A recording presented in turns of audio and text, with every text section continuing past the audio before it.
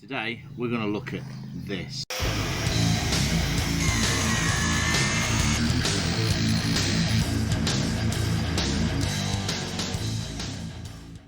Tea break.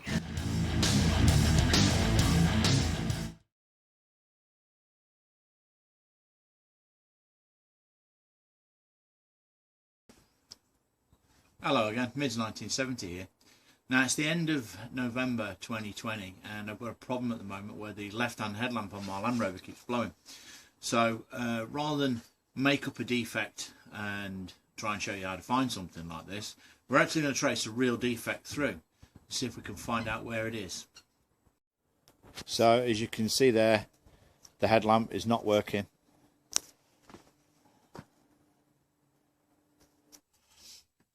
So on a Land Rover, this is a 200 TDI, it's from 1993.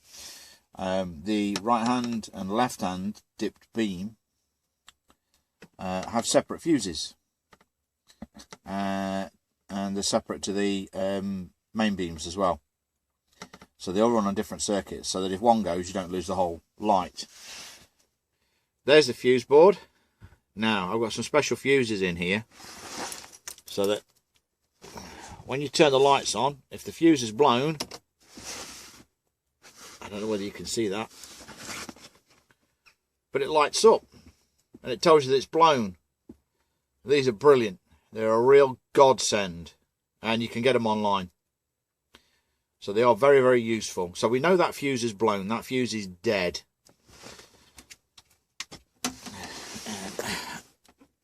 You probably can't see, but I've got the fuse tweezers on there. There we go. I've taken that out, and whoops.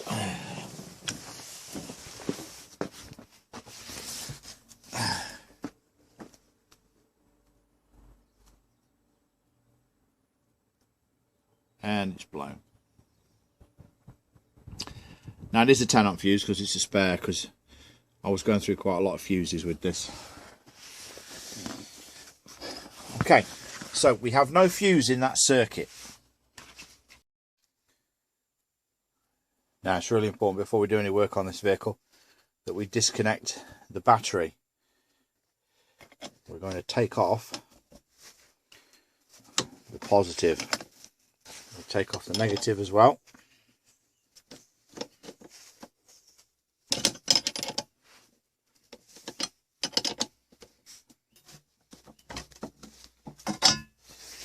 Our battery is completely disconnected now.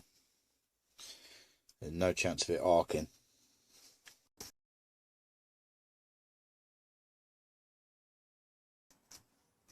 So we've turned all the power off to the lights.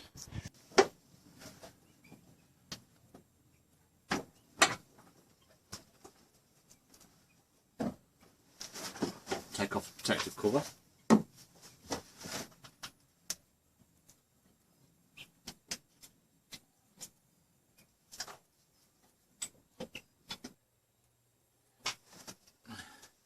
Take out the old bulb.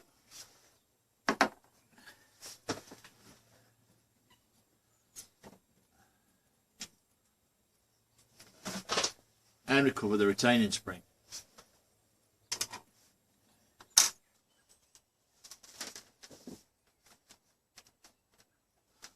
Right, so let's do a couple of checks with the multimeter. So first off, I'm going to check to see whether we're actually shorting to the earth. So there's no fuse in this cable, which is the live to the left hand dip beam. So put that in there, get nothing. So we've got no grounding issues. Yeah, that means that cable between there and the fuse box is good. But let's just test it.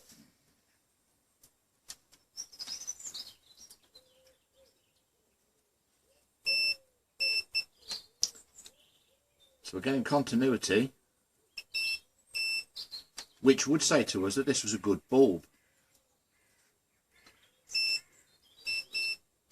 But actually it's not.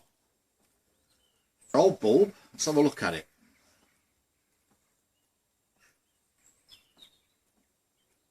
I'll show you this in close up. There's some burn marks on the steel. I don't know whether you can see it, but the post on this side here has got black spots on it, and the glass is all smoky.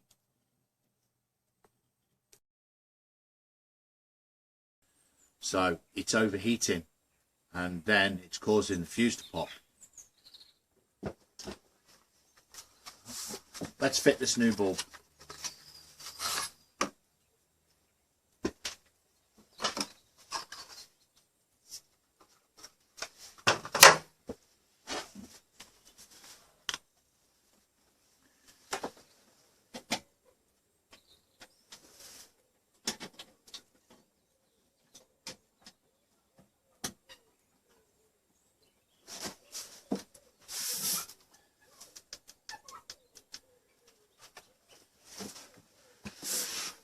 Let's test the lights.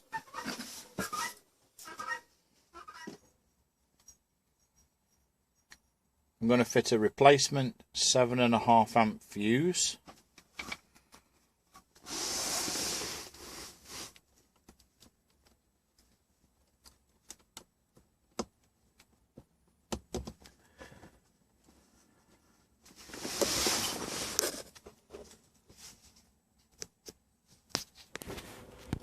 Right, so we'll reconnect the battery.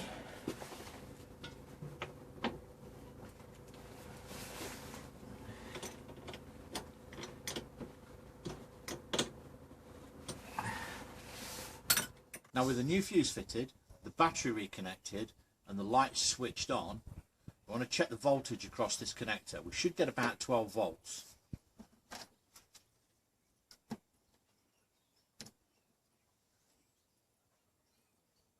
.94, perfect.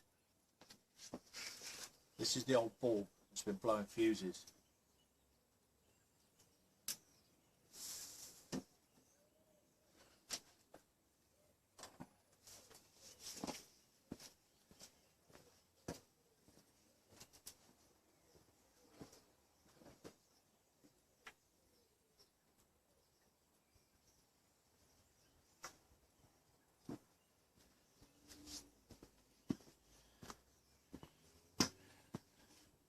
And it works. Turn this bulb on for a couple of minutes and it causes a fuse to blow.